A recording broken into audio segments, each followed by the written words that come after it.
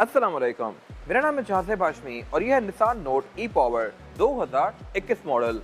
ये Nissan note ई power का S package है और इसमें फीचर्स काफ़ी डिसेंट दिए गए हैं। ये गाड़ी 360 डिग्री कैमरास ऑफर करती है, पार्किंग सेंसर्स ऑफर करती है, हेडलाइट्स में ऑटोमेटिक फीचर के साथ आते हैं और इसके अलावा ये गाड़ी हाइब्रिड भी है तो आपको एवरेज भी काफ़ी अच्छी देगी। इसमें और भी ऐसी बहुत सारी चीज़ें आती हैं जो कि इसकी वैल्यू को जस्टिफाई करती हैं। और अगर बात की जाए इस गाड़ी की प्राइस की तो इसकी डिमांड 68 लाख है। ये गाड़ी 21 मॉडल है, थर्ड जनरेशन है जो कि 21 में ही आई है और इसके अलावा 24 इम्पोर्ट है। अगर आपने इसके बारे में कोई इन्फॉर्मेशन लेनी है तो आप इस दिए गए नंबर पर कॉल कर सकते हैं या फिर आप साइकिल मोटरस्पोर्ट को विजिट कर सकते हैं जो कि रावलपिंडी में DH2 के गेट 1 के ऑपोजिट लोकेटेड है। साइकिल मोटर्स की टोटल 2 ब्रांचेस हैं, एक रावलपिंडी में मरी रोड पे और फिर एक रावलपिंडी में ये वाली ब्रांच। इन दोनों ही ब्रांचेस पे गाड़ियों की बाइंग एंड सेलिंग के साथ साथ गाड़ियों के काम भी किए जाते हैं जैसा कि tints, wrap, ceramic coating, PPF, graphene coating. यहाँ पे गाड़ियाँ फेसिलिटी भी की जाती हैं। यहाँ पे साउंड सिस्टम भी अवेलेबल हैं और यहाँ पे पेंट भी अवेलेबल है जहाँ पे गाड़ियों पे बेस्ट क्वालिटी का पेंट किया जाता है। तो गाड़ियों की modification, buying and selling, car care या किसी भी तरह के काम के लिए Cycle Motors and Cycle Motorsports is the place. Overall it's a great car and today I am going to review it. Let's start with the exterior of this car. Looks के लिहाज से ये गाड़ी काफ़ी अंडरस्टेड की गई है। वैसे अब इस कैटेगरी की मोस्टली कार्स बहुत फ्लैशी सी आ रही हैं और उससे बहुत ज़्यादा कट लाइन्स होती हैं, कर्व्स होते हैं, लेकिन ये काफ़ी डिसेंट सी है। कट लाइन्स पे शार्प दी गई हैं लेकिन इसकी हेडलाइट्स टेल लाइट से बिल्कुल बेसिक सिंपल सी हैं। अगर बात की जिस कार की हेडलाइट्स की तो ये हेडलाइट्स हेलोजन वाली हैं। ये 68 लाख की कार है और आपको 660 गाड़ियाँ भी हेडलाइट्स बाइजनॉन वाली या प्रोफेशनल लैंप वाली ऑफर कर रही हैं, बट इसमें ये बिल्कुल बेसिक रखी गई हैं। बट इसमें फीचर अच्छे आते हैं, इस तरह से कि ऑटो ऑन ऑफ होती हैं और इसके अलावा बाकी इसकी लुक्स भी अच्छी हैं। इसमें कोई फॉग लैंप वगैरह नहीं दिए गए। इसमें कुछ बड़े वर्जन आते हैं जैसा कि नोट और फिर इसके अलावा इसमें फिर निस्मो वर्जन भी आता है। वो इससे फीचर्स के लिहाज से बहुत ज़्यादा इक्विप्ड होते हैं लेकिन डे टू डे यूज़ के लिहाज से ये गाड़ी बेस्ट है। अगर बात कीजिए इसके बम्पर की तो यहाँ पे कुछ ये वेंट्स दिए गए हैं जहाँ से गाड़ी हवा तक करके साइड से बाहर करती है और इसकी एरोडायनामिक्स को बेहतर बनाती है। इसमें फ्रंट पे बम्पर में पार्किंग सेंसर्स दिए गए हैं और एक फ्रंट कैमरा भी दिया गया है। ये एक मेरे ख्याल से बहुत ज़बरदस्त चीज़ है। पहले फ्रंट कैमरास और 360 कैमरास इस तरह की गाड़ी में आ रहे थे जैसे कि लैंड क्रूजर वगैरह में, बट अब ये छोटी छोटी कार्स भी ऑफर करने लग गई हैं। इसके अलावा बाकी ग्रिल इसमें नॉर्मल से दी गई है और बाकी वाइपर भी इसमें नॉर्मल से दिए गए हैं, रेन सेंसिंग नहीं है। इसके बड़े वर्जन में रेन सेंसिंग भी आते हैं। ऊपर यहाँ पे इसका रडार दिया गया है जो कि इस गाड़ी के बहुत सारे फीचर्स को इनेबल करता है जो कि मैं कवर करूंगा इंटीरियर में जाके। और अगर बात की जाए इस गाड़ी की साइड प्रोफाइल की तो ये भी लुक्स के लिहाज से डिसेंट है। कट लाइन्स यहाँ पे काफ़ी सिंपल सी दी गई हैं, फ्लोई सी, और यहाँ पे कोई भी खास एक्सपेरिमेंट नहीं किए गए। ये गाड़ी लुक्स के लिहाज से बिल्कुल सिंपल सी है और यहाँ पे व्हील गैप्स दिए गए हैं। इसमें एक चीज़ वियर्ड है और वो ये है कि निसान ने यहाँ पे 360 कैमरा दे दिए, ब्लाइंड स्पॉट मॉनिटर दे दिए और भी ऐसी बहुत सारी चीज़ें दे दी जो कि सही नेक्स्ट लेवल हैं, बट स्टिल अलार्म नहीं दिया इस गाड़ी के अंदर। ये व्हील कैप्स वाली कार है जो कि बहुत कम गाड़ी में नजर आते हैं, इवन पाकिस्तान में भी, बट स्टिल इसमें आ रहे हैं। बाकी इसके अलावा इसमें क्वार्टर ग्लास दिए गए हैं। ये एक ब्लैक वाला एरिया दिया गया है जो कि इसकी लुक को सिर्फ बेहतर बना रहा है बट कोई पर्पज़ नहीं है। और इसके अलावा ये मैंने पहली कार देखी है जिसमें साइड पर कोई बैचिंग नहीं दी गई हाइब्रिड की।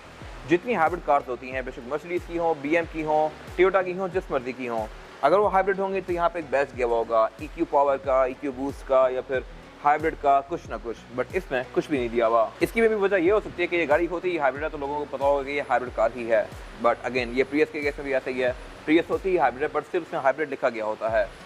खैर बाकी की बात की जो फीचर्स की तो ये गाड़ी फीचर अच्छे ऑफर करती है। इस तरह से कि इसके साइड मिरर रिट्रैक्टेबल हैं, एडजस्टेबल हैं, इनमें ऑटो का फीचर है। ये गाड़ी आपको 360 डिग्री व्यू भी दे सकती है। इसमें यहाँ पे कैमरा दिए हुए हैं नीचे और इसके अलावा इसमें ब्लाइंड स्पॉट पॉइंटर भी आता है और इसके अलावा इसमें यहाँ पे काफ़ी स्लीक सा एक इंडिकेटर भी दिया गया है।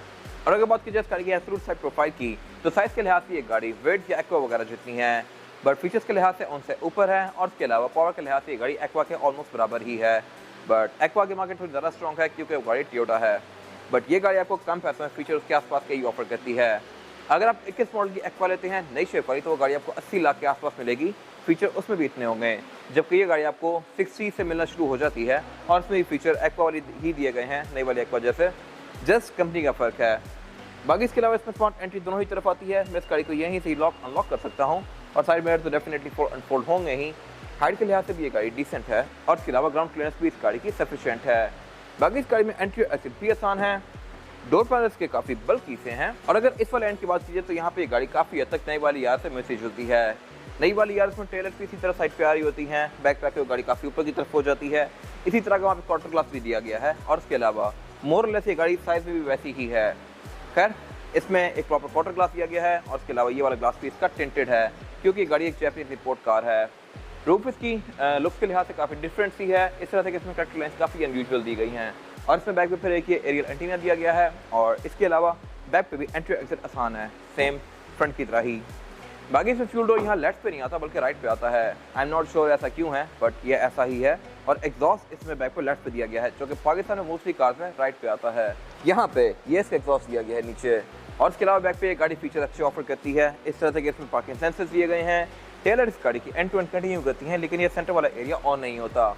इसके बड़े वर्जन में ये ऑन भी होता है। और इसके अलावा बैक पे ये इंडिविजुअल कट्टर्स दिए गए हैं निसान के। ये बेसिकली एक स्टिकर नहीं है, अगर स्टिकर बनाता निसान एक तो उनको काफ़ी सस्ता पड़ता, बट यहाँ पे चीप आउट नहीं किया गया। इसके अलावा बैक पे इसमें स्पॉइलर दिया गया है, ब्रेक लैम्प दिया गया है, रेयर वाइपर आता है। और इसके अलावा अगर बात कीजिए इस गाड़ी की ट्रंक कैपेसिटी की तो ये भी स्पेस के लिहाज से डिसेंट है। यहाँ पर आप 3 से 4 लोगों का लगेज आसानी से रख सकते हैं और शीशे की गिलिट को उठा के मैं इस गाड़ी की टूल किट एक्सेस कर सकता हूँ। इसमें स्पेयर टायर आता नहीं है, बट आप लेकर रख सकते हैं। यहाँ पे अच्छा खासा एरिया दिया गया है, तो स्पेयर टायर मेरे ख्याल में यहाँ पे एडजस्ट हो जाएगा। बाकी इस गाड़ी के रेयर बेंचेस 60-40 स्प्लिट के साथ हैं। इनको फुल करके आप इसकी ट्रंक कैपेसिटी को और भी ज़्यादा स्पेशियस बना सकते हैं। और इसके अलावा बाकी बैक पे ये एक ब्लैक कलर का प्लास्टिक का पोर्शन ऑफर करती है, जैसा कि मोस्टली नई कार्स में आ रहा है। ये वाला पार्ट अगर पेंट पे आ रहा तो बेटर था, क्योंकि प्लास्टिक वाला पार्ट कुछ टाइम बाद फेड सा हो जाता है अनलेस आप इसको पॉलिश मारते रहें। और इसके अलावा यहाँ कुछ खास है नहीं। इसके बाद अगर बात की जाए इस गाड़ी के इंटीरियर की, तो इंटीरियर के लिहाज से भी ये गाड़ी काफ़ी डिसेंट है। इस साइज की गाड़ी में यूजुअली डैशबोर्ड बहुत छोटे से आते हैं और बिल्कुल बेसिक से आते हैं, बट इस कार के केस में डैशबोर्ड अच्छा खासा बड़ा है। इसको देख के आपको रिबॉन का इंटीरियर याद आएगा या रिबर्थ का। उन गाड़ी में डैशबोर्ड काफ़ी बड़े आते थे। ये गाड़ी भी अंदर से बहुत ज़्यादा खुली है और इंटीरियर की फ्रिल्स भी काफ़ी अच्छी हैं। इस पर आगे बात करूँगा अभी। फिलहाल अगर बात की जाए इस गाड़ी के स्टीयरिंग व्हील की, तो स्टीयरिंग व्हील इसका बॉटम कट है, यानी कि डी शेप में है और इसकी फील भी डिसेंट है ये प्लास्टिक का ही। और इसमें लेफ्ट को जो कंट्रोल्स दिए गए हैं ये इसके MID के हैं। इसके MID के बीच में आप यहाँ से नेविगेट कर सकते हैं लाइक दिस। और राइट स्पोक इसकी ब्लैंक है। राइट पे वैसे क्रूज या मल्टीमीडिया आता होगा, जो कि इस गाड़ी में लिया ही नहीं गया। इसके अलावा अगर बात की जाए इस गाड़ी के हेडलाइट के कंट्रोल की, तो हेडलाइट्स इसमें ऑटोमेटिक फीचर के साथ आती हैं, यानी कि ये ऑनेट को सेंस करके ऑटोमेटिकली ऑन और ऑफ होंगी। और इसके अलावा इसमें ऑटो लाइटिंग वाला फीचर भी आता है, जो कि आप राइट साइड से इसको प्रेस करके ऑन और ऑफ कर सकते हैं इस तरह से।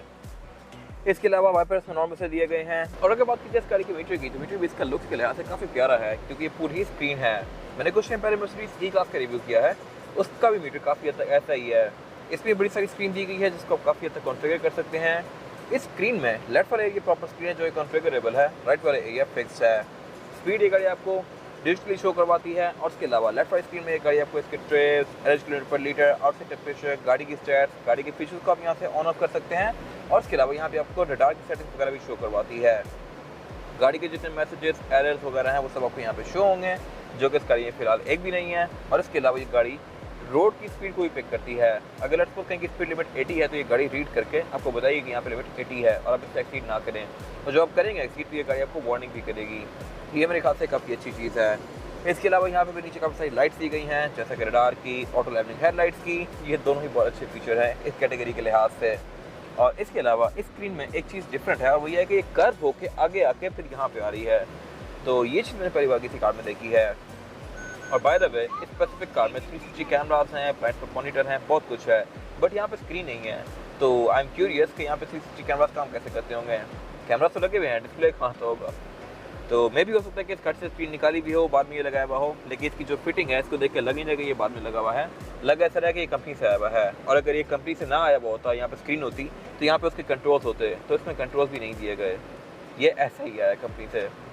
खैर अगर बात कीजिए प्लेयर की, तो ये कैरोसेरिया की प्री है, वैसे ही जैसा कि एक टाइम पे XLA GLA में आया करती थी, इसमें भी दी गई है। और इसके अलावा नीचे यहाँ पे स्टोरेज कंपार्टमेंट है।